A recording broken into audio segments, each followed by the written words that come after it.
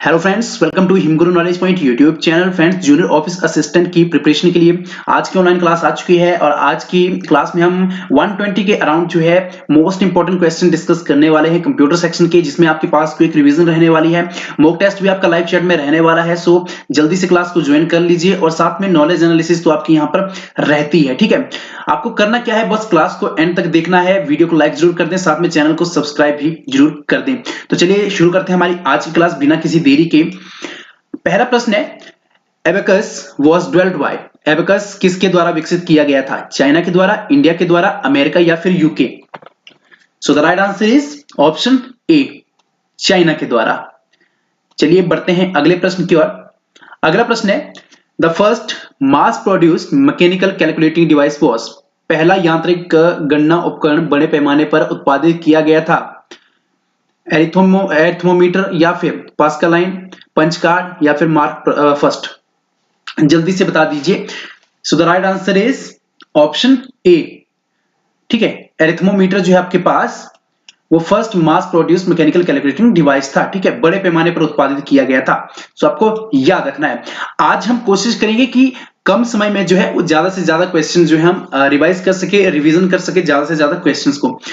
अगला प्रश्न है, the first computer was programmed using.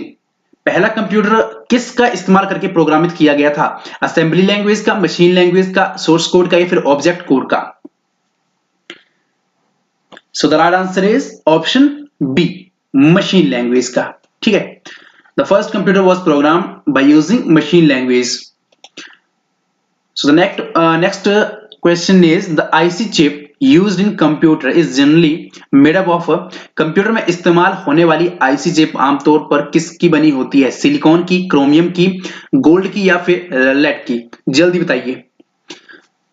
So the right answer is option A, silicon की, यानी कि सिलिकॉन की जो आपके पास बनी होती है जो आईसी चिप है आपके पास जो कंप्यूटर में यूज होती है। So option A is right answer. अगला प्रश्न है, in which generation of computer did multi programming start. Computer की कौन सी जनरेशन में आपके पास मल्टी प्रोग्रामिंग जो है वो शुरू की गई थी?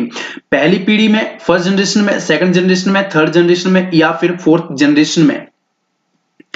सो the right answer is option सी।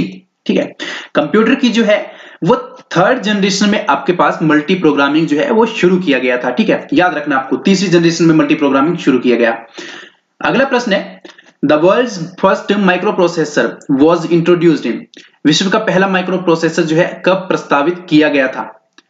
1961 में, 1965 में, 1969 या फिर 1971 में? So the right answer is option D, 1971 में। ठीक है, याद रखना आपको, 1971 में जो है फर्स्ट माइक्रो प्रोसेसर जो है वो विश्व का प्रस्तावित किया गया था, इंट्रोड्यूस किया गया था।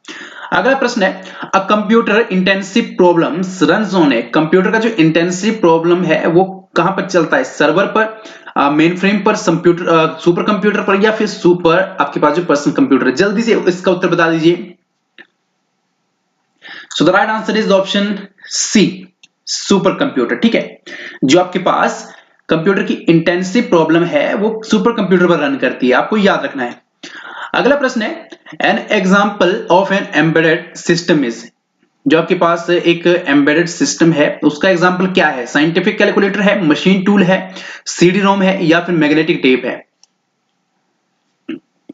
सो the right answer is option A, scientific calculator. Scientific calculator जो आपके पास एम्बेडेड सिस्टम का एक एग्जाम्पल है, याद रखना आपको। चलिए बढ़ते गए प्रश्न की ओर। अगला प्रश्न है, the use of computer for business application is attractive because of its. Computer का उपयोग जो है वो बिजनेस एप्लीकेशन के लिए किसकी वजह से आकर्षक है? उसकी एक्यूरेसी की वजह से, रिलायबिलिटी की वजह से, स्पीड की वजह से या इन सभी की वजह से? सो the right answer is option D. ठीक है, कंप्यूटर में एक्यूरेसी भी देता है, रिलायबिलिटी यानी कि विश्वसनीयता भी देता है और स्पीड तो वो प्रोवाइड करवाता है। तो इन सभी कारणों से जो है वो बिजनेस एप्लीकेशन में काफी ज्यादा अट्रैक्टिव है आपके पास कंप्यूटर। ठीक है, अगला प्रश्न है, the first computer architecture was introduced इन, पहला कंप्यूटर जो आर्किटेक्चर था वो कब इंट्रोड्यूस किया गया? 1970 में, 1971 में, या फिर 1972 या 1973? सो the right answer is option ए 1970 में। ठीक है, 1970 में जो है वो फर्स्ट कंप्यूटर आर्किटेक्चर जो है वो इंट्रोड्यूस किया गया था। Next question is the main circuit board of the system unit is, system unit का जो है वो मेन सर्किट बोर्ड कौन सा है? Computer program, control unit, motherboard या फिर random access memory? So the right answer is option C. ठीक है, motherboard is the main circuit board of the system unit, याद रखना है आपको। अगले प्रश्न की ओर बढ़ते हैं। The clock rate of A processor is measured in, clock rate जो है प्रोसेसर का वो किसमें मेजर किया जाता है? मिली सेकेंड्स में, माइक्रो हर्ट्ज में, माइक्रो सेकेंड्स या फिर मेगा हर्ट्ज और गीगा हर्ट्ज में? काफी तरीके से सभी के जो है आंसर्स हमें आ रहे हैं। जिनके लिए ये वीडियो जो भी लाइव प्रीमियर के बाद आएगी वो कमेंट में अपना उत्तर बताइएगा। ठीक है, so the right answer is option D. ठीक है, मेगाहर्ट्ज और गीगाहर्ट्ज में जो आपके पास क्लॉक रेट रहता है प्रोसेसर का वह हमारे पास मापा जाता है मेगाहर्ट्ज में या फिर गीगाहर्ट्ज में। ठीक है, ऑप्शन डी राइट आंसर रहेगा। अगला प्रश्न है main fan housing is used for the purpose of, fan housing किसके लिए जो है इस्तेमाल किया जाता है? कूलिंग, सीपीयू को कूल करने के लिए, ठंडा करने के लिए, या फिर मॉनिटर की कूलिंग के लिए, यूपीएस की कूलिंग के लिए, या फिर सॉफ्टवेयर की कूलिंग के लिए? सो the right answer is option ए। ठीक है, कूलिंग द सीपीयू, सीपीयू को ठंडा करने के लिए आपके पास जो है फैन हाउसिंग जो है वो यूज किया जाता है। बढ़ते अगले प्रश्न की ओर। अगला प्रश्न है pipeline processing implement, pipeline processing जो है वो लागू होती है फैच इंस्ट्रक्शंस पर, डिकोड इंस्ट्रक्शन पर, या फिर एग्जीक्यूट इंस्ट्रक्शन, या फिर इन उपरोक्त सभी? जल्दी बताइए। So the right answer is option D. ठीक है, उपरोक्त सभी, फैच इंस्ट्रक्शन हो, डिकोड इंस्ट्रक्शन हो, या फिर एग्जीक्यूट इंस्ट्रक्शन हो, पाइपलाइन प्रोसेसिंग जो है इंप्लीमेंट इस पे की जाती है। बढ़ते हैं अगला प्रश्न की ओर। अगला प्रश्न है the two phases of executing an instruction are, एक अनुदेश निष्पादित करने के दो चरण कौन से? अगर आपको इंस्ट्रक्शन जो है एग्जीक्यूट करने हैं तो दो फेज कौन से रहेंगे आपके पास? जल्दी से बताइए। ऑप्शंस आपकी मोबाइल स्क्रीन पर दिए गए हैं, ए, बी, सी और डी। जिन्होंने ये क्वेश्चन पेपर जो है सॉल्व कर लिया है वो उनकी क्विक रिवीजन होगी, और जिन्होंने सॉल्व नहीं किया है उनके लिए जो दोस्तों यहाँ पर क्विक रिवीजन के साथ साथ काफी ज्यादा इंपॉर्टेंट ये रहने वाला है। ठीक है, so the right answer is option B, instruction fetching and instruction execution. दो फेज रहते हैं आपके पास। इंस्ट्रक्शन को अगर आपने एग्जीक्यूट करना है तो आपके पास ये आपके पास दो फेज रहते हैं, एक रहता है इंस्ट्रक्शन फेचिंग और इंस्ट्रक्शन एग्जीक्यूशन। ठीक है, अगले प्रश्न की ओर बढ़ते हैं। अगला प्रश्न है the micro processor is made up of millions of, micro processor जो है वो लाखों डैश से बना है, रजिस्टर से, ट्रांजिस्टर से, माइक्रोचिप से, या फिर प्रोग्राम काउंटर से? जल्दी से बताइए। So the right answer is option B, transistor. ठीक है, ट्रांजिस्टर से। माइक्रो प्रोसेसर की बात करें तो वो लाखों ट्रांजिस्टर से बना है। ठीक है, अगले प्रश्न की ओर बढ़ते हैं। अगला प्रश्न है optical mouse was introduced by, optical mouse जो है वो डैश द्वारा का प्रारंभ किया गया था? माइक्रोसॉफ्ट द्वारा इंट्रोड्यूस किया गया था, आईबीएम द्वारा, डेल द्वारा, या फिर इंटेल द्वारा? So the right option is option ए। ठीक है, माइक्रोसॉफ्ट। जो ऑप्टिकल माउस था आपके पास वो माइक्रोसॉफ्ट द्वारा जो है इंट्रोड्यूस किया गया था। याद रखने आपको छोटे छोटे ये प्रश्न जो है आपके लिए एडवांस लेवल के क्वेश्चंस आपके लिए लेकर आएंगे। ठीक है, यहीं से एडवांस लेवल के क्वेश्चन आपके अराइज होंगे बेसिक से ही। अगला प्रश्न है light pen is mainly used for, light pen जो है प्रमुख रूप से इस्तेमाल होता है कैलकुलेशन में, राइटिंग में, डिजाइनिंग में, या फिर प्रोग्रामिंग में? सो लाइट पेन की अगर हम बात करें तो मेनली यूज किया जाता है डिजाइनिंग के लिए, याद रखना है आपको। So option C is the right answer. ठीक है, बढ़ते हैं अगले प्रश्न की ओर। अगला प्रश्न है joystick most widely used in. Joystick जो है व्यापक रूप से इस्तेमाल होता है किसमें? फ्लाइट जो आपके पास सिमुलेटर्स रहते हैं उसमें, या फिर कैड कैम सिस्टम में, कंट्रोलिंग इंडस्ट्रियल जो रोबोट्स रहते हैं उनको, जो औद्योगिक रोबोट रहते हैं आपके पास उनको नियंत्रित करने के लिए, या फिर इन सभी के लिए। सो the right answer is option D, ठीक है, इन सभी के लिए। जॉयस्टिक जो है आपके पास मोस्टली मोस्ट वाइडली यूज की जाती है, एक तो फ्लाइट जो आपके पास सिमुलेटर्स रहते हैं उनके लिए भी, कैड कैम सिस्टम के लिए भी, और इंडस्ट्रियल रोबोट्स को कंट्रोल करने के लिए भी, ठीक है। So option D is the right answer.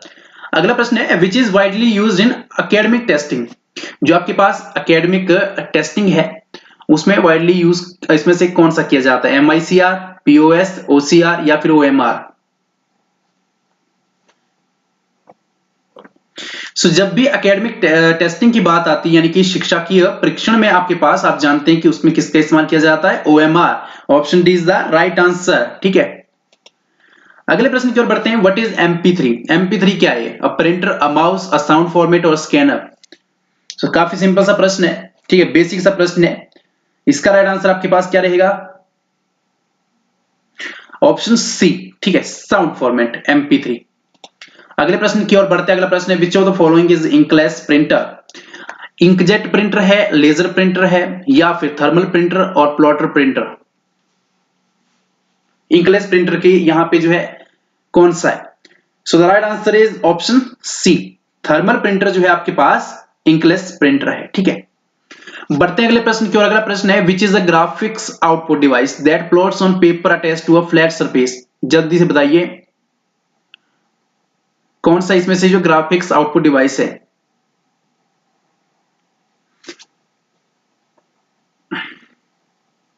So the right answer is option D, ठीक है, फ्लैट बेड प्लॉटर जो है आपके पास, ठीक है, समतल सतह से संलग्न पेपर पर आपके पास आलेखन करता है, आपको याद रखना है, प्लॉट करता है।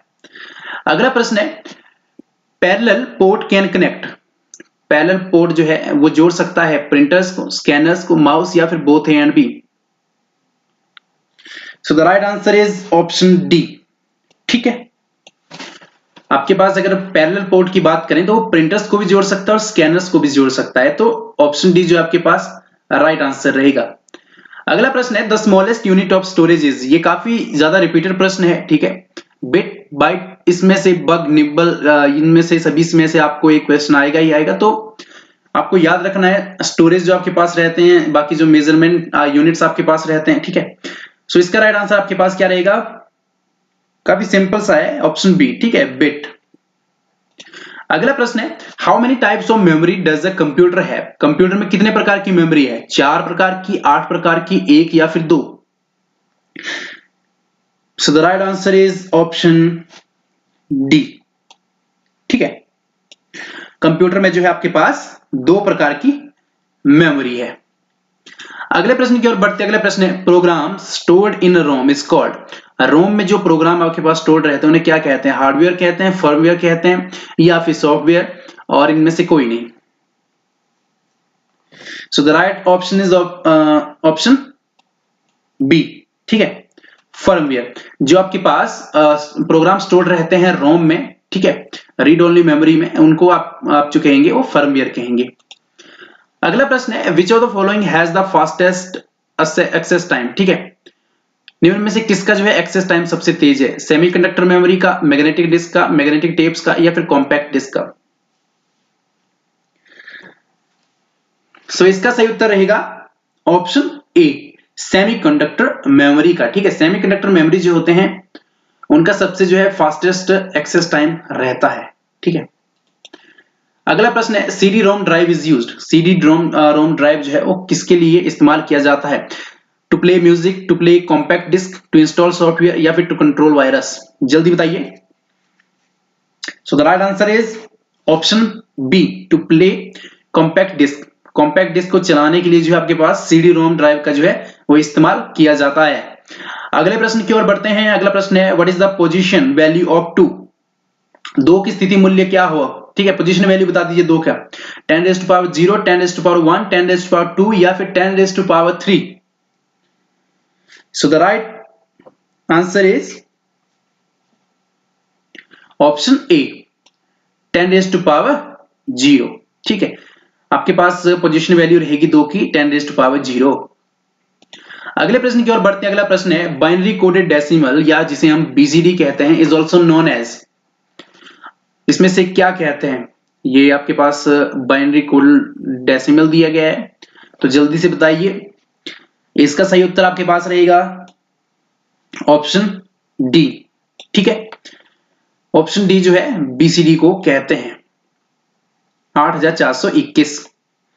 अगला प्रश्न है the most widely used binary code for micro computer is, micro computer के लिए most widely used binary code कौन सा है? जल्दी बताइए, यहां पर आपके पास दिए गए हैं। So the right answer is option ए। ठीक है, ASCII जो आपके पास बाइनरी कोड रहता है वो माइक्रो कंप्यूटर्स के लिए मोस्ट वाइडली यूज किया जाता है। अगला प्रश्न है programs design to perform specific task related to managing computer resources are called. बता दीजिए इसको उत्तर। ऑपरेटिंग सिस्टम है, हेल्पर सॉफ्टवेयर है, सिस्टम सॉफ्टवेयर है या फिर एप्लीकेशन सॉफ्टवेयर है। हिंदी और इंग्लिश दोनों मीडियम में ये प्रश्न दिए गए हैं। ठीक है, प्रीवियस ईयर के जो क्वेश्चंस रहे हैं, हम ये सीरीज हमारी चली हुई है उसी के रिलेटेड। ठीक है, सो जल्दी से बता दीजिए। सो इसका राइट आंसर आपके पास रहेगा ऑप्शन डी, एप्लीकेशन सॉफ्टवेयर। ठीक है, अगला प्रश्न है to protect yourself from computer hacker you should turn on a script, firewall, Google Chrome या फिर AUP। जल्दी बताइए, अगर आपको जो है खुद को कंप्यूटर हैकर से बचाना है तो आपको क्या करना पड़ेगा? स्क्रिप्ट को खोलना पड़ेगा, फायरवॉल को खोलना पड़ेगा, गूगल क्रोम को खोलना पड़ेगा या फिर AUP जो आपके पास रहता है उसको खोलना पड़ेगा। So the right answer is option B. ठीक है, फायरवॉल जो आपके पास रहता है आपको वो टर्न ऑन करना पड़ेगा। ठीक है, अगला प्रश्न है we can enter and edit the text efficiently using. जल्दी बता दीजिए, spreadsheet, typewriter, word processing program या फिर डेस्कटॉप पब्लिशिंग प्रोग्राम। अगर आपको जो है टेक्स्ट को एफिशिएंटली, ठीक है, एंटर भी करना और एडिट भी करना है तो आप क्या इस्तेमाल कर सकते हैं? So the right answer is option C. ठीक है, वर्ड प्रोसेसिंग प्रोग्राम ये इस्तेमाल करके आप जो है वो टेक्स्ट को एफिशिएंटली जो है वो एंटर भी कर सकते हो और इसको एडिट भी कर सकते हो।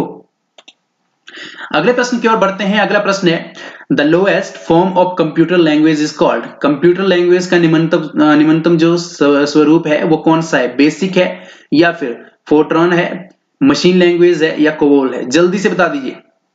सो the right answer is option C. ठीक है, मशीन लैंग्वेज। लोएस्ट फॉर्म जो रहती है कंप्यूटर लैंग्वेज की वो कौन कहलाती है? मशीन लैंग्वेज कहलाती है। अगला प्रश्न है high level language is also called. ठीक है, जल्दी बताइए, high level language is also called problem oriented language, business oriented language या फिर मैथमेटिकली ओरिएंटेड लैंग्वेज या फिर all of these? So the right answer is option D, all of these. Problem oriented language, business oriented and mathematically oriented जो है ये तीनों तरह की हाई लेवल लैंग्वेज आपके पास रहती है। रिपीटेड प्रश्न है आपके पास। ठीक है, आपको ज्यादा यहाँ पर डिफिकल्टीज नहीं होनी चाहिए। ठीक है, रिवीजन आपका बार बार यहाँ पे हो रहा है। अगला प्रश्न है द मोस्ट वाइडली यूज्ड, ठीक है, कंप्लाइड कंप्यूटर प्रोग्रामिंग लैंग्वेजेस। जल्दी बताइए, सबसे व्यापक रूप से किस कंप्यूटर प्रोग्रामिंग भाषा का उपयोग किया जाता है? बेसिक का, कोबोल का, फोर्ट्रॉन या पास्कल का? So the right answer is option B. ठीक है, कोबोल का। कोबोल जो है most widely use compiled computer programming language है। अगला प्रश्न है Fortran was introduced in the year. Fortran जो है आपके पास किस साल में प्रस्तावित हुई थी? 1942 में, 1948, 1957 या फिर 1970 में? So the right answer is option C, 1957 में। ठीक है, 1957 में जो है आपके पास फोर्ट्रॉन इंट्रोड्यूस की गई थी। बढ़ते हैं अगले प्रश्न की ओर। अगला प्रश्न है जावा वाज इंट्रोड्यूस्ड बाय। जावा किसके द्वारा जो इंट्रोड्यूस की गई थी? सन माइक्रोसिस्टम के द्वारा, IBM द्वारा, इंटेल द्वारा या फिर माइक्रोसॉफ्ट द्वारा?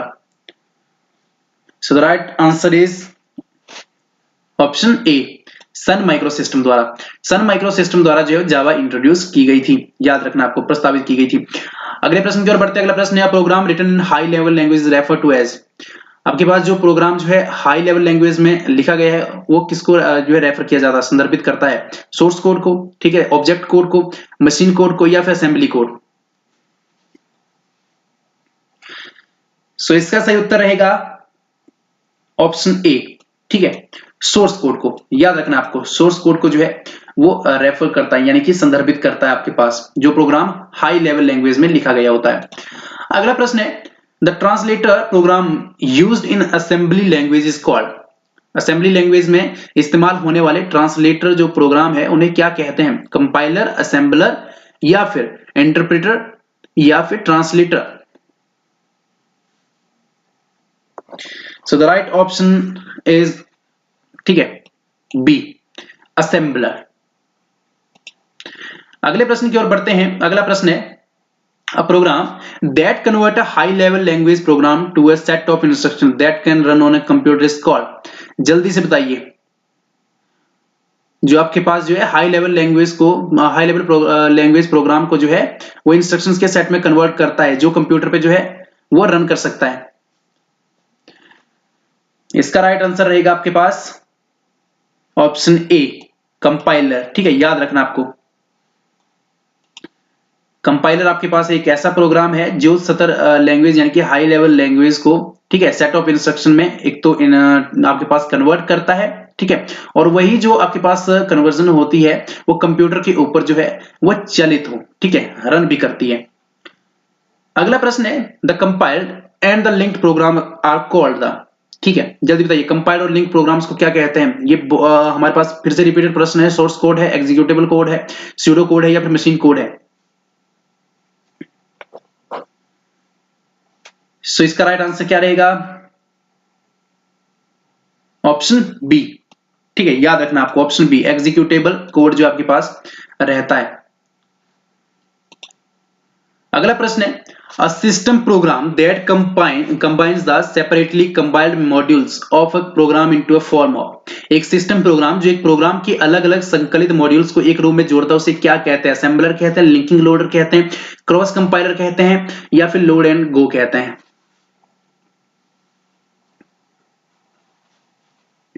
सो इसका सही उत्तर रहेगा ऑप्शन बी, ठीक है, लिंकिंग लोडर। बेसिक से प्रश्न है सभी। The primary job of the operating system of a computer is. Primary job क्या रहती है ऑपरेटिंग सिस्टम की? जल्दी बताइए। कमांड रिसोर्सेज की, मैनेज रिसोर्सेज, प्रोवाइड यूटिलिटीज, या फिर प्रोवाइड कनेक्शन? इसका सही उत्तर रहेगा option B, manage resources. Resources को मैनेज करना जो है, ठीक है, आपके पास प्राइमरी जॉब रहती है ऑपरेटिंग सिस्टम की, कंप्यूटर की। अगले प्रश्न की ओर बढ़ते हैं। अगला प्रश्न है program in execution is called. Execution में प्रोग्राम को क्या कहा जाता है? प्रोसेस किया जाता है, इंस्ट्रक्शन, प्रोसीजर, या फिर function? So the right option is a, ठीक है, प्रोसेस। आपके पास एग्जीक्यूशन में जो प्रोग्राम है उसे प्रोसेस कहा जाता है। अगला प्रश्न है remote computing services involve the use of time sharing and. जल्दी बताइए, जो आपके पास रिमोट कंप्यूटिंग सर्विसेज है उसमें एक तो टाइम शेयरिंग रहती है, ठीक है, बाकी इसमें क्या रहता है? इसके साथ टाइम शेयरिंग के साथ मल्टी प्रोसेसिंग रहती है, इंटरेक्टिव प्रोसेसिंग रहती है, बैच प्रोसेसिंग या रियल टाइम प्रोसेसिंग? सो इसके लिए सही उत्तर क्या रहेगा? ऑप्शन सी, ठीक है, बैच प्रोसेसिंग। याद रखना आपको, बैच प्रोसेसिंग, ठीक है, जो आपके पास रिमोट कंप्यूटिंग सर्विसेज रहती है, ठीक है, उसमें क्या क्या इन्वॉल्व होता है? एक तो होता है use of time sharing and batch processing. अगले प्रश्न की ओर बढ़ते हैं। अगला प्रश्न है shell is the exclusive feature of. Shell किसका अन्य लक्षण है? यूनिक्स का, डॉस का, सिस्टम सॉफ्टवेयर का, या फिर एप्लीकेशन सॉफ्टवेयर का? इसका सही उत्तर रहेगा ऑप्शन ए, यूनिक्स का। ठीक है, याद रखना आपको, shell is the exclusive feature of Unix. अगला प्रश्न है basic language of Unix is. Basic language कौन सी है यूनिक्स की? कोबोल है, बेसिक है, असेंबली है, या जावा है? घुमा फिरा के सभी ये प्रश्न रिपीटेड प्रश्न है, ठीक है, 7-8 प्रश्न पत्र जो हमने डिस्कस किए रिपीटेड है, तो आप अंदाजा लगा सकते हैं कि इसमें से आपको जो है अगर प्रीवियस ईयर के जितने भी क्वेश्चन पेपर उसमें अगर ज्यादा से ज्यादा 20 से 30 प्रश्न भी आपको जो है पूछे जाते हैं तो कितना जो है आपका यहाँ पे फायदा रहेगा आप खुद सोच सकते हैं। इसका सही उत्तर रहेगा basic language of Unix is assembly. ठीक है, याद रखना आपको, option C is the right answer. अगला प्रश्न है which type of files can not be navigated using clip art browser. Clip art browser इस्तेमाल करके किस प्रकार की फाइल्स नेविगेट नहीं हो सकती, एवीआई, बीएमपी, वेव, ठीक है, या फिर MP3? जल्दी बताइए। क्लिप आर्ट ब्राउजर का इस्तेमाल करके जो है वो आपके पास MP3 फाइल जो है वो नेविगेट नहीं हो सकती। ठीक है, याद रखना आपको MP3 फाइल। अगला प्रश्न है comic sense MS is an example of. जल्दी बताइए, कॉमिक सेंस MS जो है किसका एक उदाहरण है, फॉन्ट टाइप का, फॉन्ट फेस का, फॉन्ट लेआउट का, या फॉन्ट स्ट्रक्चर का?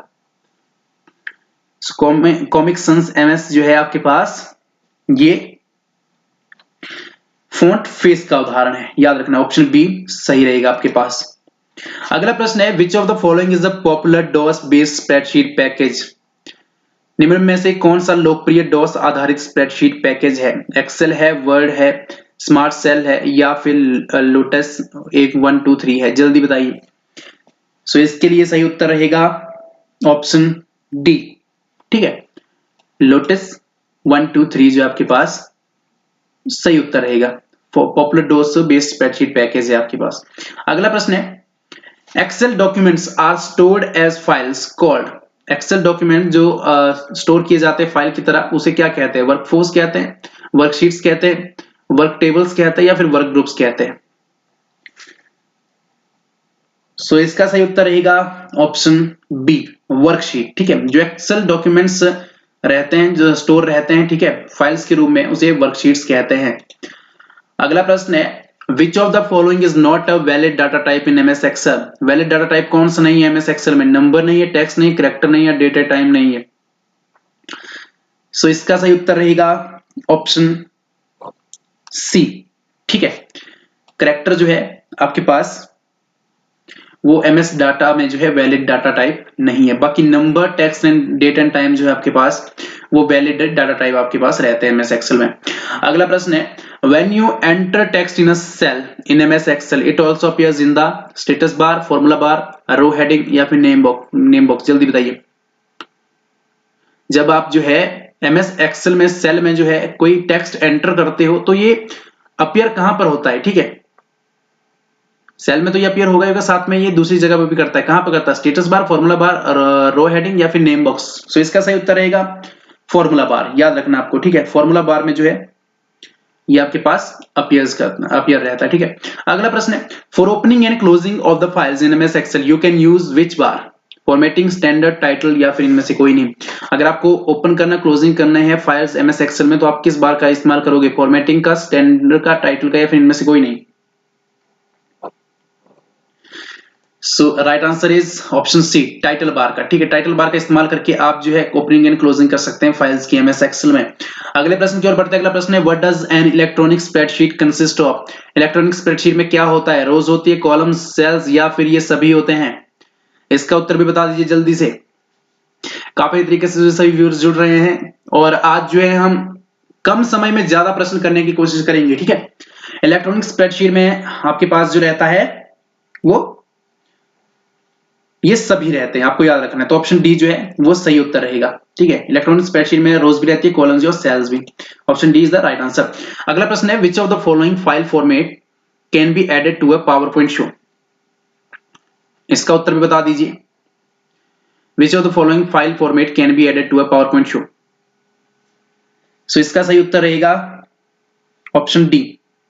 ठीक है, ये सभी जो आपके पास इन सभी को जो है फाइल फॉर्मेट जोड़ा जा सकता है। ठीक है, पावर पॉइंट में .jpg भी, .gif भी, .wav जो आपके पास रहता है आपके पास ये भी रहेगा। ठीक है, अगला प्रश्न है the Microsoft office button performs all the functions of. Microsoft office button जो है किसके सभी कार्यों को पूरा करता है, फाइल मेनू के, स्लाइड शो के, इंसर्ट के, या फिर डिजाइन के? सो the right answer is option A, file menu की। ठीक है, आपके पास जो माइक्रोसॉफ्ट ऑफिस बटन रहेगा वो फाइल मेनू के जो है सभी फंक्शन जो है वो परफॉर्म करता है। अगला प्रश्न हमारे पास है the most open source of DBMS is, database management system जो आपके पास रहता है, ठीक है, बता दीजिए डीबीएमएस का सबसे खुला स्रोत कौन सा है? माइक्रोसॉफ्ट एसक्यूएल सर्वर है, माइक्रोसॉफ्ट एक्सेस है, माई एसक्यूएल है या फिर ओरेकल है? So the right answer is option C, ठीक है, माई एसक्यूएल। अगला प्रश्न की ओर बढ़ते हैं। अगला प्रश्न है डाटाबेस एडमिनिस्ट्रेटर, डीबीए जिसे हम कहते हैं, इज अ डाटाबेस एडमिनिस्ट्रेटर क्या है? प्रोग्राम है, पर्सन है, एप्लीकेशन है या फिर ऑपरेटिंग सिस्टम है? डीबीए जल्दी से बता दीजिए क्या है। इसका सही उत्तर रहेगा ऑप्शन बी, ठीक है, पर्सन, डाटाबेस एडमिनिस्ट्रेटर, ठीक है। देखिए वर्डिंग का काफी ज्यादा यहाँ पे इस्तेमाल किया गया, तो डाटाबेस एडमिनिस्ट्रेटर जो आपके पास रहता है वो एक पर्सन है। अगला प्रश्न है which object is used to create a form in database, database में अगर आपको फॉर्म क्रिएट करनी है तो कौन सा ऑब्जेक्ट इस्तेमाल किया जाएगा? Tables and queries, tables only, tables and reports या फिर queries and reports? So the right answer is option ए, ठीक है, टेबल्स एंड क्वेरीज ऑब्जेक्ट्स का इस्तेमाल करके आप जो है वो डाटाबेस में जो आपके पास रहते हैं फॉर्म क्रिएट कर सकते हो। अगला प्रश्न है in relational database a field is, relational database में फील्ड क्या है? लेबल है, टेबल ऑफ इंफॉर्मेशन है, ग्रुप ऑफ रिलेटेड रिकॉर्ड्स है या फिर कैटेगरी ऑफ इंफॉर्मेशन है? So the right answer is option D, category of information, information का एक कैटेगरी है, ठीक है, रिलेशनल डाटाबेस फील्ड में। अगला प्रश्न है which of the following is a DBMS software, DBMS software आपके पास कौन सा इसमें से? एमएस एक्सेल है, एमएस वर्ड है, माई एसक्यूएल है या फिर इनमें से कोई नहीं? सो इसका सही उत्तर रहेगा ऑप्शन सी, माई एसक्यूएल, ठीक है, याद रखना आपको। अगला प्रश्न है by which command we can link a table with excel worksheet, अगर आपको जो है टेबल को एक्सेल वर्कशीट के साथ लिंक करना है तो कौन सी कमांड आप यूज करोगे? External data command, join, attach या फिर मर्ज? और सही उत्तर रहेगा ऑप्शन ए, एक्सटर्नल डाटा कमांड को इस्तेमाल करके आप जो है टेबल को एक्सेल वर्कशीट के साथ जो है लिंक कर सकते हो।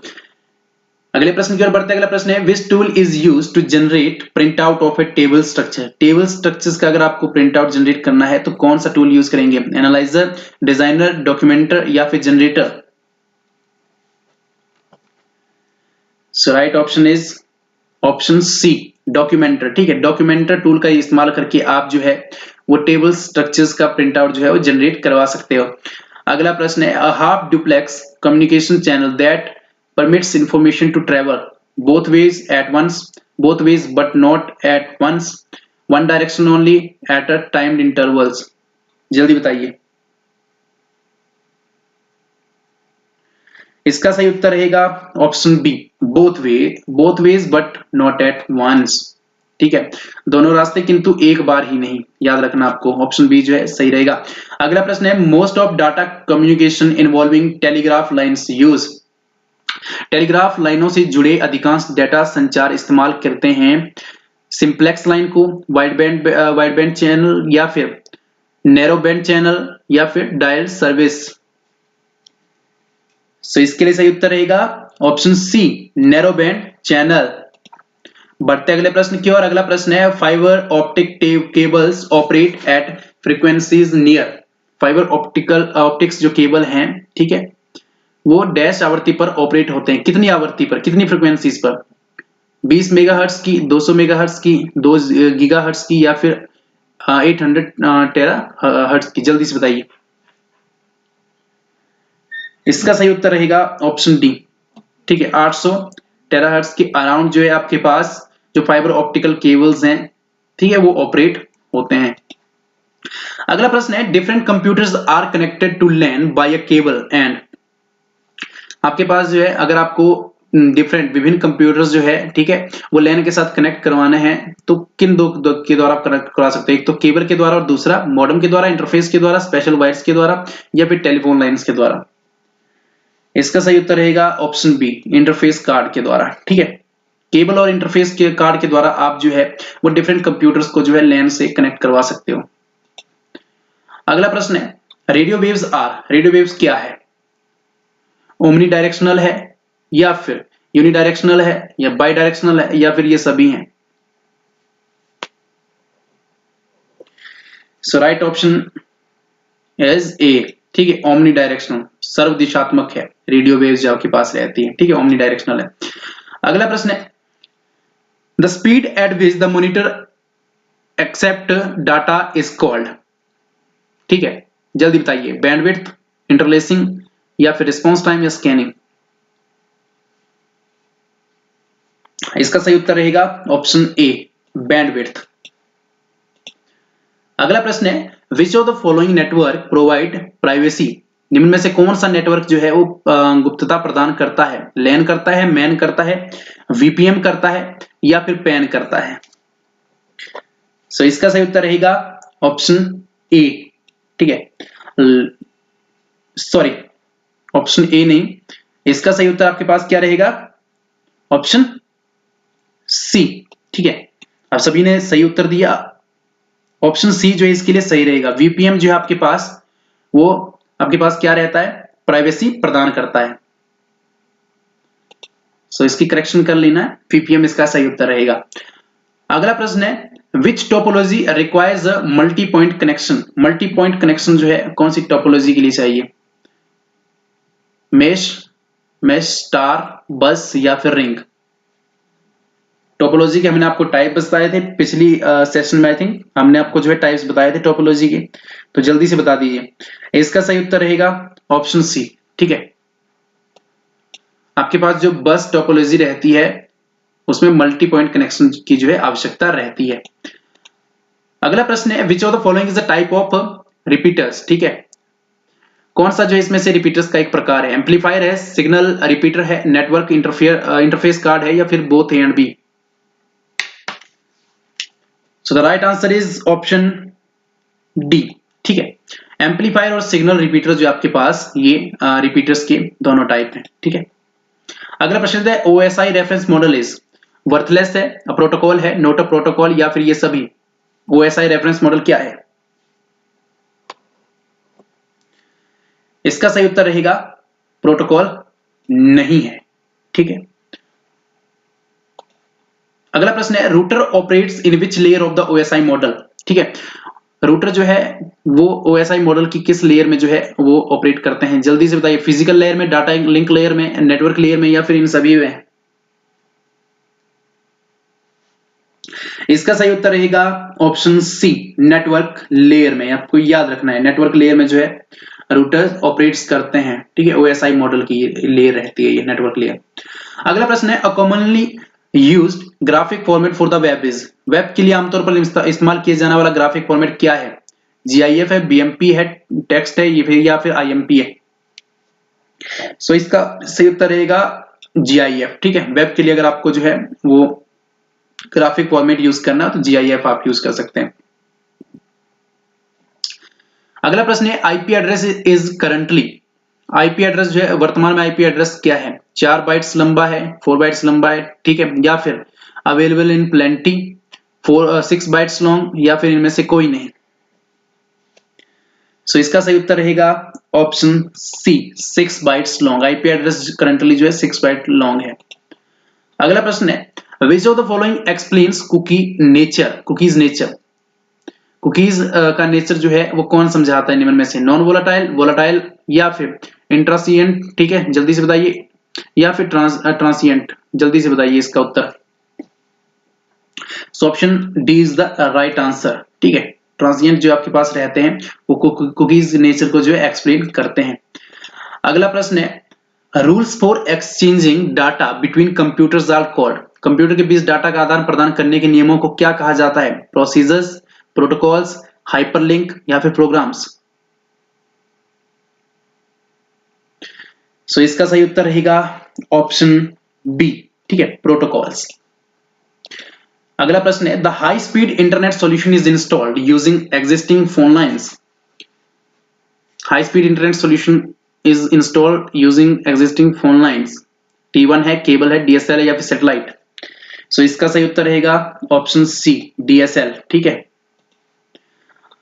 अगले प्रश्न की ओर बढ़ते हैं। अगला प्रश्न है, a term relating to sending data to a satellite is, data जो सैटेलाइट को सेंड किया जाता है उस टर्म को क्या कहते हैं? डाउनलिंक, मॉड्यूलेट, डीमॉड्यूलेट या फिर अपलिंक? सही उत्तर रहेगा ऑप्शन डी, अपलिंक। ठीक है। अगला प्रश्न है, the most popular client server application on the internet is, internet पर बहुत ही लोकप्रिय क्लाइंट सर्वर एप्लीकेशन कौन सी है? चैटिंग है या फिर यूजनेट है, न्यूज ग्रुप है या फिर ईमेल है? क्लाइंट सर्वर एप्लीकेशन के बारे में बता दीजिए इंटरनेट पर जो मोस्ट पॉपुलर है। सो इसका सही उत्तर रहेगा ऑप्शन डी। ठीक है, क्लाइंट सर्वर एप्लीकेशन जो है ईमेल है, मोस्ट पॉपुलर आपके पास इंटरनेट पर, आप जानते ही हैं। Inventor of email is, email के इन्वेंटर कौन है? बिल गेट्स हैं या फिर तिमोथी बिल है, ठीक है, या फिर लिंकन गैलियोब्री है या फिर रे टॉमलिनसन है? ठीक है, जल्दी बताइए। सो इसका सही उत्तर रहेगा ऑप्शन डी। ठीक है, रे टॉमलिनसन जो आपके पास रहेंगे, टॉमलिनसन, वो आपके पास इन्वेंटर ऑफ ईमेल रहेंगे। अगला प्रश्न है, telnet is also known as, telnet को क्या कहा जाता है? और एफटीपी कहा जाता है, साइबर क्राइम कहा जाता है, रिमोट लॉगिन या फिर बोथ ए एंड बी? सो इसका सही उत्तर रहेगा ऑप्शन सी, रिमोट लॉगिन। ठीक है, telnet is also known as remote login. अगला प्रश्न है, buy now pay now is commonly used for, buy now और पे नाउ आमतौर पर इस्तेमाल किया जाता है किसके लिए? वीजा कार्ड्स के लिए, वॉल्ट कार्ड्स, क्रेडिट कार्ड्स या डेबिट कार्ड्स? इसका सही उत्तर रहेगा ऑप्शन ए, वीजा कार्ड्स के लिए। ठीक है, बाय नाउ पे नाउ के लिए जो आपके पास कॉमनली यूज किया जाता है वीजा कार्ड्स के लिए। अगला प्रश्न है, सिस्टम प्रोग्राम, ठीक है, थ्रेट्स आर, सिस्टम जो प्रोग्राम खतरे में है उसको क्या कहते हैं? ट्रोजन हॉर्स या फिर ट्रैप डोर्स, लॉजिक बॉम्ब्स या फिर ये सभी? सो ऑप्शन डी जो है राइट आंसर आपके पास रहेगा, ऑल ऑफ दीज। अगले प्रश्न की ओर बढ़ते हैं, बाय सलामी, ठीक है, अटैक वायरस वीमी, सलामी अटैक वायरस द्वारा हम क्या समझते हैं? ऑप्शंस आपके पास दिए गए हैं, जल्दी से बताइए। तो इसका सही उत्तर रहेगा ऑप्शन बी।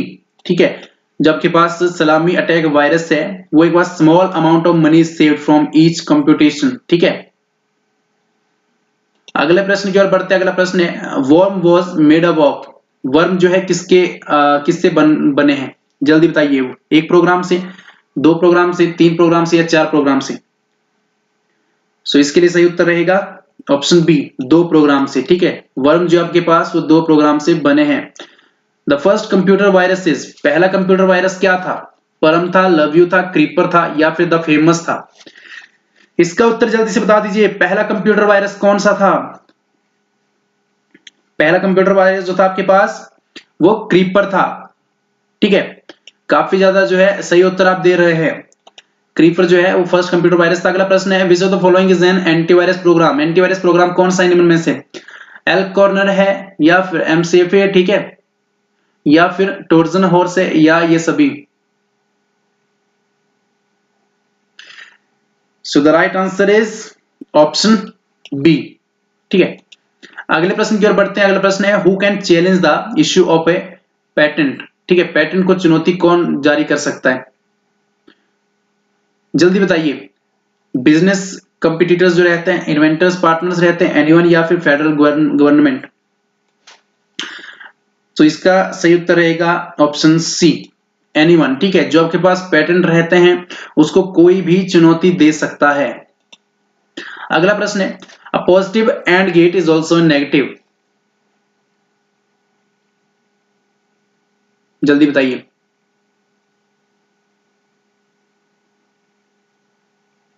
इसका सही उत्तर रहेगा ऑप्शन डी। ठीक है, जो आपके पास पॉजिटिव एंड गेट रहता है वो नेगेटिव और गेट भी रहता है, आपको याद रखना है। अगले प्रश्न की ओर बढ़ते हैं। अगला प्रश्न है, which gate is known as universal gate, कौन सा गेट जो है वो यूनिवर्सल गेट कहलाता है? सो इसका सही उत्तर रहेगा ऑप्शन बी, नंद गेट। ठीक है, आपको याद रखना है, ये आपके पास जो है यूनिवर्सल गेट जो है वो कहलाता है। अगला प्रश्न है, an example of universal building block is, universal building block का उदाहरण कौन सा है निम्न में से? XOR gate, and gate, or gate, NOR gate? So the right answer is option D, NOR gate. ठीक है, यूनिवर्सल बिल्डिंग ब्लॉक जो है नॉर गेट में आता है। अगला प्रश्न है which logic family is the fastest, कौन सी लॉजिक फैमिली जो सबसे फास्ट है, डीटीएल है, टीटीएल है, ईसीएल है या फिर सीएमओएस है। सो इसका सही उत्तर रहेगा ऑप्शन सी, ठीक है, ईसीएल जो आपके पास वो फास्टेस्ट लॉजिक फैमिली है। अगले प्रश्न है a logic gate which has low power consumption is, जल्दी बताइए। इसका सही उत्तर रहेगा ऑप्शन बी, ठीक है, सीमोस जो आपके पास रहेंगे, सीएमओएस, ठीक है, वो एक ऐसा लॉजिक गेट है जिसमें सबसे कम जो है वो पावर कंजप्शन होता है। अगला प्रश्न है basic circuit of ECL families, basic circuit कौन सा ईसीएल फैमिली का, नॉर, एक्सोर, सीमोस या फिर नंद, ठीक है, नैंड या फिर नंद आप जो कह सकते हैं।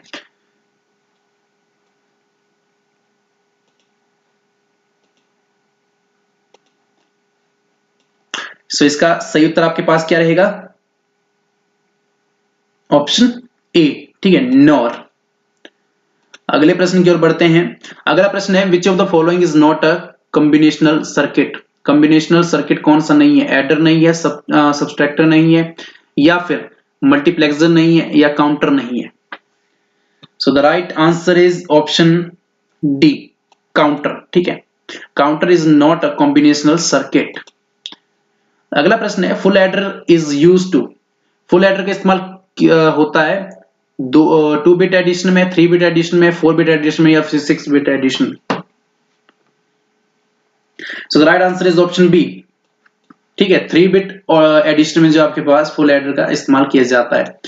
अगला प्रश्न है अ combinational logic circuit which generates a particular binary word और नंबर इज, एक कॉम्बिनेशनल लॉजिक सर्किट जो एक विशेष बाइनरी शब्द या संख्या उत्पन्न करता है उसे डिकोडर कहते हैं, मल्टीप्लेक्सर, एनकोडर या फिर demultiplexer. So the right answer is option B, multiplexer, ठीक है। अगला प्रश्न है which of the following is a sequential logic circuit, निम्न में से कौन सा क्रमबद्ध लॉजिक सर्किट है, एडर है, काउंटर है, मल्टीप्लेक्सर है या फिर एनकोडर है। सो इसका सही उत्तर रहेगा ऑप्शन बी, काउंटर, ठीक है। अगला प्रश्न है how many parts of compilers are there, compilers की कितने भाग हैं, 1 भाग है, 2 भाग है, 3 या 4 भाग है। सो कंपाइलर्स की बात करें तो कंपाइलर्स के आपके पास 2 भाग हैं, ठीक है, तो ऑप्शन बी जो है आपके पास सही रहेगा।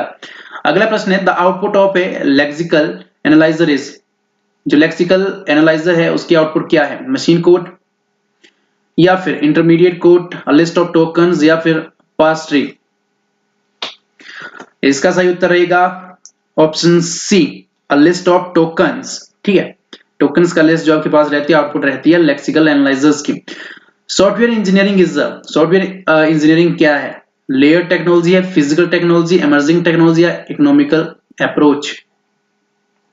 सो right answer is option A, layer technology आपके पास रहती है सॉफ्टवेयर इंजीनियरिंग। अगला प्रश्न है how many steps are in the software development life cycle, software development life cycle में जो है वो कितने स्टेप्स हैं, 4, 5 या 6 फिर 10। सो लाइफ, अगर हम सॉफ्टवेयर डेवलपमेंट लाइफ साइकिल की बात करें तो उसमें आपके पास 6 स्टेप्स रहते हैं, तो ऑप्शन सी जो है राइट आंसर रहेगा। अगला प्रश्न है which of the following is a tool in design phase, design phase के लिए कौन सा टूल जो है, एब्स्ट्रैक्शन या फिर रिफाइनमेंट, इंफॉर्मेशन हाइडिंग या ये सभी। सो राइट आंसर रहेगा ऑप्शन डी, ठीक है, ऑल ऑफ दीज। अगले प्रश्न की ओर बढ़ते हैं। अगला प्रश्न है software quality assurance is for, software quality assurance जो किसके लिए है, एरर प्रिवेंशन के लिए, एरर डिटेक्शन के लिए, एरर करेक्शन के लिए या फिर इन सभी के लिए। सो इसका सही उत्तर रहेगा एरर डिटेक्शन के लिए। अगर आपको जो है वो जो एरर है उसकी खोज करनी है तो उसके लिए सॉफ्टवेयर क्वालिटी एश्योरेंस जो है वो रहता है। अगला प्रश्न है build and fix model has 3 phases, 1 phase, 2 phases या फिर 4 phase. Build and fix model के कितने फेज हैं। सो अगर हम बिल्ड और फिक्स मॉडल की बात करें तो इसमें आपके पास 2 फेज रहते हैं, तो ऑप्शन सी जो है राइट आंसर रहेगा। अगला प्रश्न है alpha testing is performed by, alpha testing जो है वो परफॉर्म की जाती है किसके द्वारा? ग्राहक यानी कि कस्टमर के द्वारा, टेस्टर के द्वारा, डेवलपर के द्वारा, या इन सभी के द्वारा? सो option A is the right answer. Customer द्वारा जो है वो परफॉर्म की जाती है इसकी टेस्टिंग, अल्फा टेस्टिंग जो रहती है। ठीक है, अगला प्रश्न है which of the following is not structural testing? Structural testing इसमें से कौन सी नहीं है? रिग्रेशन नहीं है, पैरेलल नहीं है, एक्सेप्टेंस नहीं है, या फिर स्ट्रेस नहीं है? सो इसका सही उत्तर रहेगा ऑप्शन सी। ठीक है, एक्सेप्टेंस जो है is not a structural testing. अगले प्रश्न की ओर बढ़ चलते हैं। अगला प्रश्न है पॉइंटर इज, पॉइंटर क्या है? डाटा टाइप है, इंटीजर है, या फिर द एड्रेस ऑफ वेरिएबल है, या फिर a variable for storing address? इसका सही उत्तर रहेगा ऑप्शन डी। ठीक है, पतों को छांटने का एक चल है, यानी कि वेरिएबल है स्टोरिंग एड्रेस। अगला प्रश्न है which type of parameter is passed in a function for faster execution? जल्दी से बताइए, उस पैरामीटर के बारे में बताइए। सो इसका सही उत्तर रहेगा option A, call by value parameter जो है is passed in a function for faster execution. अगला प्रश्न है a program that predicts the exact sequence in which events will take place is said to be. एक ऐसा programme जो भविष्यवाणी करता है कि कौन सी घटनाएं होने वाली, सटीक अनुक्रम है। कंपाइल्ड कहते हैं, या फिर इंटरप्रेटेड कहते हैं, प्रोसीजरल कहते हैं, ऑब्जेक्ट ओरिएंटेड? इसका सही उत्तर रहेगा ऑप्शन डी, ऑब्जेक्ट ओरिएंटेड। ठीक है, अगला प्रश्न है which of the following is not the concept of object oriented programming? Object oriented programming का कौन सा इसमें से कॉन्सेप्ट नहीं है? डाटा एब्स्ट्रैक्शंस नहीं है, पॉलीमॉर्फिज्म नहीं है, या फिर आपके पास जो एनकैप्सुलेशन है वो नहीं है? ठीक है, एनकैप्सुलेशन, या फिर डी, नन ऑफ दीज? सो इसका सही उत्तर रहेगा आपके पास ऑप्शन डी। ठीक है, अगला प्रश्न है which language is not an object oriented language? Object oriented language कौन सी नहीं है? सो सी जो आपके पास वो ऑब्जेक्ट ओरिएंटेड लैंग्वेज नहीं है। बाकी C plus plus, Smalltalk जो आपके पास रहेंगे, जावा वो आपके पास ऑब्जेक्ट ओरिएंटेड लैंग्वेज रहती है। अगला प्रश्न है JVM is the virtual machine that can execute? JVM जो है वो एक वर्चुअल मशीन है जो एग्जीक्यूट कर सकता है सी लैंग्वेज को, या फिर डॉट नेट प्रोग्रामिंग को, आरडीबीएमएस को, आरडीबीएमएस को, ठीक है, या फिर जावा बाइट कोड को? सो इसका सही उत्तर रहेगा ऑप्शन डी, जावा बाइट कोड को जो है एग्जीक्यूट कर सकता है। ठीक है, जेवीएम जो वर्चुअल मशीन रहती है। अगला प्रश्न है which of the following is not used as a data structure? Data structure की तरह कौन सा यूज नहीं किया जाता? जल्दी से बता दीजिए। सो इसका सही उत्तर रहेगा आपके पास ऑप्शन डी, डायरेक्टरी। ठीक है, अब चलिए कुछ थोड़े सामान्य ज्ञान के प्रश्न भी कर लेते हैं, क्योंकि ये भी काफी ज्यादा इंपॉर्टेंट आप सभी के लिए रहने वाले हैं। ठीक है, पहला प्रश्न यहाँ पे सामान्य ज्ञान का कुछ इस तरह से है the great law giver of ancient times was? प्राचीन समय का महान विधिदाता कौन था? मनु था, अशोक था, या फिर आर्यभट्ट या कौटिल्य? सो the right answer is option ए, मनु। ठीक है, मनु था एक महान विधिदाता था प्राचीन समय का। अगला प्रश्न है नंद वंश का संस्थापक कौन था? बिंबिसार, महापद्मानंद, अजातशत्रु, या धनानंद? सो इसका सही उत्तर रहेगा आपके पास महापद्मानंद। ठीक है, नंद वंश का जो संस्थापक था वो महापद्मानंद था। ठीक है, अगला प्रश्न है who was the author of Buddhacharita? ठीक है, बुद्धचरित का लेखक कौन था? वसुमित्र था, नागसेन था, अश्वघोष था, या नागार्जुन था? सो इसका सही उत्तर रहेगा ऑप्शन सी। ठीक है, अश्वघोष। अगला प्रश्न है the Lingaraja temple is located at? Lingaraj मंदिर कहां स्थित है? भुवनेश्वर में, खजुराहो में, मदुराई में, या फिर माउंट आबू में? इसका सही उत्तर रहेगा ऑप्शन ए, भुवनेश्वर में। याद रखना आपको ये काफी ज्यादा इंपॉर्टेंट सामान्य ज्ञान के प्रश्न है। ठीक है, सामान्य ज्ञान यहीं से आपका क्लियर होता जाएगा और रिवीजन भी, तो आपको याद रखना है। मोहम्मद बिन तुगलक, ठीक है, किस में निपुण था? कला में, संगीत में, सुलेखन में, या फिर दर्शन में? जल्दी बताइए, मोहम्मद बिन तुगलक। इसका सही उत्तर रहेगा ऑप्शन सी, सुलेखन में। ठीक है, अगला प्रश्न है सूफी कलाम भक्ति संगीत का एक प्रकार किसकी विशेषता है? गुजरात की, राजस्थान, कश्मीर, या फिर इनमें से किसी की नहीं? सूफी कलाम जो है आपके पास रहता है, भक्ति संगीत का एक प्रकार है, वो किसकी विशेषता है? इसका सही उत्तर है ऑप्शन सी, ठीक है, कश्मीर की एक विशेषता है। बढ़ते हैं अपने अगले प्रश्न की ओर। अगला प्रश्न है, ऑल इंडिया मुस्लिम लीग की स्थापना हुई लाहौर, अलीगढ़, लखनऊ या फिर ढाका? सो इसका सही उत्तर रहेगा ऑप्शन डी, ढाका में, ठीक है। अगला प्रश्न है, पुस्तक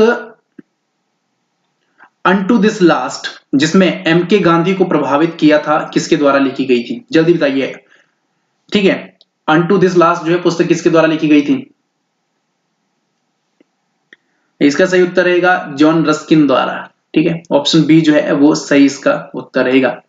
अगला प्रश्न है, which of the following courts is responsible for the enforcement of fundamental rights? मूल अधिकारों के प्रवर्तन के लिए निम्न में से कौन सा न्यायालय उत्तरदायी है? सुप्रीम कोर्ट है, हाई कोर्ट है, सुप्रीम कोर्ट और हाई कोर्ट दोनों है, या फिर डिस्ट्रिक्ट कोर्ट है? जल्दी बताइए अपने ऑप्शन।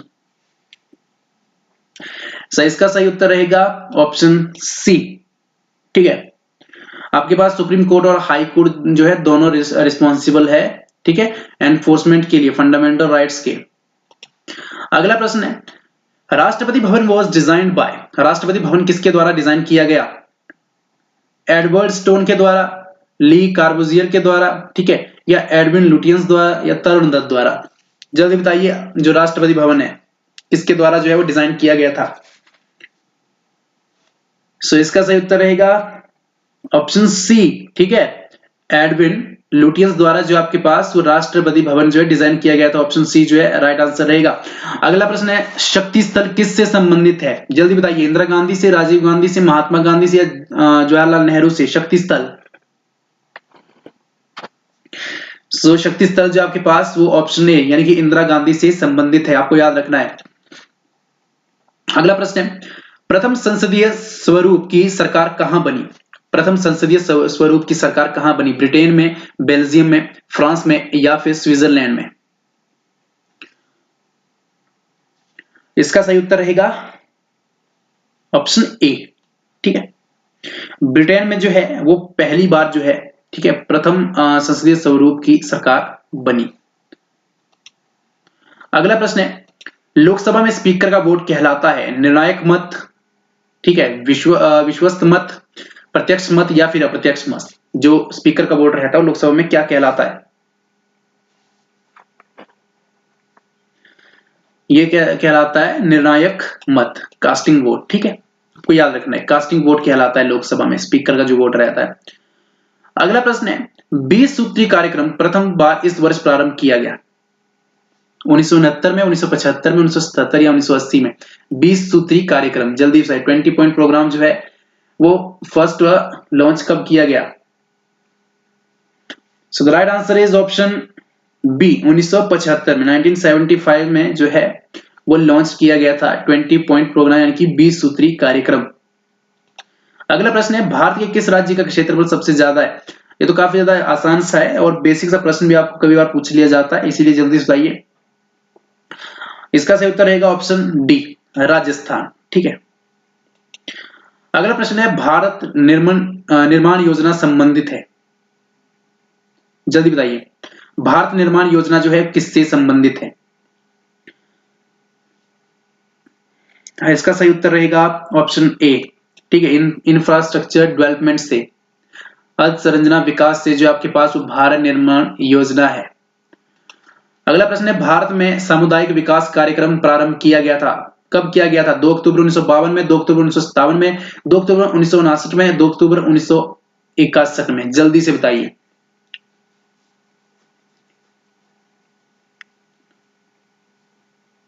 इसका सही उत्तर रहेगा ऑप्शन ए, 2 अक्टूबर 1952 को, ठीक है, 1952 को जो आपके पास वो सामुदायिक विकास कार्यक्रम जो है प्रारंभ किया गया था भारत में।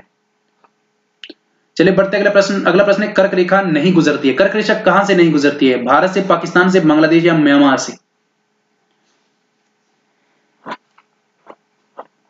सो इसका राइट आंसर रहेगा ऑप्शन बी, ठीक है, पाकिस्तान से। कर्क रेखा जो आपके पास वो पाकिस्तान से नहीं गुजरती है। Which of the following is the newest geological era, निम्न में से कौन सा नवीनतम भूवैज्ञानिक युग है? ठीक है, जल्दी से बताइए। परमियन है, ट्राइसिक है, क्रिटेशियस है या फिर जुरासिक है? नवीनतम भूवैज्ञानिक युग, इसका सही उत्तर रहेगा ऑप्शन बी। ठीक है, ट्राइसिक जो है आपके पास वो न्यूएस्ट जियोलॉजिकल एरा है। ठीक है, अगला प्रश्न है, भूकंप इसके कारण होते हैं, किसके दौरान? पृथ्वी परिभ्रमण के कारण, या फिर टेक्टोनिज्म के दौरान, अर्थ रोटेशन के दौरान, या फिर आपके पास जो अनाच्छादन होता है उसके दौरान? सो इसका सही उत्तर रहेगा option B, sorry option B, ये ऑप्शन बी आपके पास जो रहेगा टेक्टोनिज्म के द्वारा। ठीक है, जो टेक्टोनिक प्लेट्स होती है वो आपस में टकराती हैं, ठीक है, और स्लाइड्स करती हैं, अपने जो आपके पास रहती है प्लेट्स एक दूसरे से, तो इसके कारण जो है अर्थक्वेक जो है वो जनरेट होता है, स्ट्रेन एनर्जी रिलीज होती है और अर्थक्वेक जो आपके पास वो रहता है। अगला प्रश्न है, which of the following is the largest hot desert of the world, निम्न में कौन सा विश्व का सबसे बड़ा गर्म रेगिस्तान है? गर्म रेगिस्तान बताना आपको, कालाहारी रेगिस्तान, अटाकामा रेगिस्तान, सहारा रेगिस्तान या थार रेगिस्तान? सो इसका सही उत्तर रहेगा सहारा रेगिस्तान। और सहारा रेगिस्तान इतना दोस्तों गर्म है कि वहां पर काफी ज्यादा भूखमरी भी रहती है, जिन क्षेत्रों में ये फैला हुआ है। ठीक है, पानी की काफी ज्यादा दिक्कत रहती है, इतना ज्यादा ये गर्म है। अगले प्रश्न की ओर बढ़ते हैं। अगला प्रश्न है, निम्न में से कौन सी गर्म समुद्री धारा है? लेब्राडोर है, ठीक है, या फिर गल्फ धारा है, करीले है या किनारी है? सो इसका सही उत्तर है ऑप्शन बी, गल्फ स्ट्रीम जो आपके पास रहेंगी वो गर्म समुद्री धारा है। अगला प्रश्न है, भारत और चीन के बीच सीमा रेखा क्या कहलाती है? भारत और चीन के बीच, ठीक है, मैकमोहन रेखा, रेड लाइन, या फिर रेड क्लिफ रेखा, या फिर डूरंड रेखा? जल्दी बताइए कौन सी लाइन कहलाती है? इंडिया और चाइना के बीच में काफी ज्यादा डिस्प्यूट भी चला हुआ था, तो इसका सही उत्तर आपके पास रहेगा ऑप्शन ए, मैकमोहन लाइन। ठीक है, मैकमोहन रेखा जो भारत और चीन के बीच में वो कहलाती है।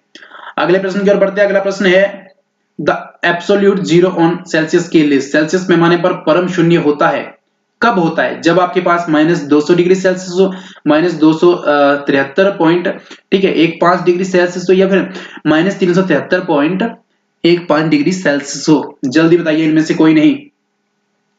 तो इसका राइट आंसर आपके पास क्या रहेगा? जब आपके पास जो है वो सेल्सियस पैमाने पर परम शून्य होता है, जब -273.15 डिग्री सेल्सियस हो। अगला प्रश्न है, the same notes being played on sitar and Veena different, sitar और वीणा पर बजाए गए समान स्वर भिन्न होते हैं, गुण में, सुर में, गुण और सुर दोनों में? जल्दी बताइए इसका उत्तर भी। जो सितार और वीणा पर बजाए गए समान स्वर रहते हैं बट वो भिन्न होते किसमें? आपका इसमें सही उत्तर रहेगा ऑप्शन ए, ठीक है, क्वालिटी में, गुण में। अगला प्रश्न है, velocity of light is maximum in, velocity प्रकाश का वेग इसमें सर्वाधिक होता है, हीरे में यानी कि डायमंड में, जल में, ग्लास में, या फिर निर्वात में, वैक्यूम में? सो इसका सही उत्तर रहेगा ऑप्शन डी, ठीक है, velocity of light is maximum in vacuum, निर्वात में। ठीक है, वैक्यूम जहां पर आपके पास ना तो हवा रहती है, कुछ नहीं रहता वैक्यूम में आपके पास, ठीक है, एक ऐसा जो आपके पास रहता है, सो वहां पर वेलोसिटी ऑफ लाइट जो है सबसे मैक्सिमम होती है। अगला प्रश्न है, when a metal is heated its resistance is, इस रेजिस्टेंस जो है वो क्या करता है? जब एक धातु को गर्म किया जाता है इसका प्रतिरोध जो है वो घटता है, बढ़ता है, बढ़ अथवा घट सकता है या स्थिर रहता है? इसका सही उत्तर रहेगा ऑप्शन बी, इंक्रीजेस। ठीक है, जैसे आप मेटल को जो है गर्म करोगे इसका रेजिस्टेंस जो है यानी कि इसका प्रतिरोध जो है वो बढ़ता है। ठीक है, अगला प्रश्न है, A typical example of semiconductor is, अर्धचालक का विशिष्ट उदाहरण है, सेमीकंडक्टर का उदाहरण बता दीजिए। प्लेटिनम है, जर्मेनियम है, क्वार्ट्ज है या फिर माइका है? So option B is the right answer. ठीक है, सेमीकंडक्टर, जर्मेनियम जो आपके पास सेमीकंडक्टर का एक उदाहरण है। अगला प्रश्न है, which of the following is not transducer, निम्न में से कौन सा ट्रांसड्यूसर नहीं है? लाउड स्पीकर, एम्पलीफायर, माइक्रोफोन या ये सभी? सो इसका भी सही उत्तर क्या रहेगा? ऑप्शन बी, एम्पलीफायर, एम्पलीफायर आपके पास ट्रांसड्यूसर नहीं है। अगला प्रश्न है, Spiti and Kinnaur are separated from Tibet by, ये हिमाचल से रिलेटेड एक प्रश्न आपसे पूछ लेते हैं, जल्दी से बता दीजिए। तिब्बत और किन्नौर इसके द्वारा जो है पृथक होते हैं, स्पीति और किन्नौर इसके द्वारा तिब्बत से पृथक होते हैं, जल्दी बताइए। बारालाचा से, कुंजमला से, जास्कर पर्वतमाला या फिर पीर पंजाल? सो जास्कर रेंज जो है यानी कि जास्कर रेंज आपके पास सही यहाँ पर उत्तर रहेगा। ठीक है, स्पीति और किन्नौर को जो है तिब्बत से जास्कर रेंज जो है वो अलग करती है। ठीक है, सो आज के प्रश्न हमारे ये रहे दोस्तों। उम्मीद करता हूं काफी अच्छे तरीके से आप लोगों को जो समझ आया होगा। काफी ज्यादा लंबी ये भी हमारी क्लास सीरीज सेशन चला है। ठीक है, इसी तरह की क्लासेस और सेशन के लिए हमारे चैनल हिमग्रो नॉलेज पॉइंट के साथ जुड़े रहिए, सब्सक्राइब कीजिए हमारा चैनल, साथ में बेल आइकन को भी दोस्तों दबाना ना भूलें। ठीक है, और अपनी फीडबैक जो है कमेंट बॉक्स में जरूर दें कि आपको वीडियोस कैसी लग रही हैं। मानता हूं दोस्तों बहुत सारी वीडियोस में जो है हमारे पास जो लाइव सेशन रहे हैं काफी ज्यादा मैंने गलत उत्तर भी बताए, उसके लिए आप लोगों से सॉरी मांगता हूं। ठीक है, इतने जो क्वेश्चंस कवर करने में काफी ज्यादा टाइम लगता है, ऐसे में दोस्तों दिमाग को जो है वो एक जो है एकाग्र बनाकर रखना काफी ज्यादा मुश्किल हो जाता है। ऐसे में दोस्तों क्वेश्चन जो है गलत हो जाते हैं। ठीक है, उसके लिए माफी चाहूंगा, बट दोस्तों हम कोशिश करते हैं कि आप के लिए जो है वो बिल्कुल सही जो है सभी तरह के उत्तर लेकर आए। बाकी दोस्तों मिलते हैं नेक्स्ट सेशन में कुछ ऐसी एनर्जी के साथ और ऐसे ही महत्वपूर्ण प्रश्नों के साथ। अपनी फीडबैक और कमेंट में अपना स्कोर जरूर बताएं। धन्यवाद, जय हिंद, जय भारत।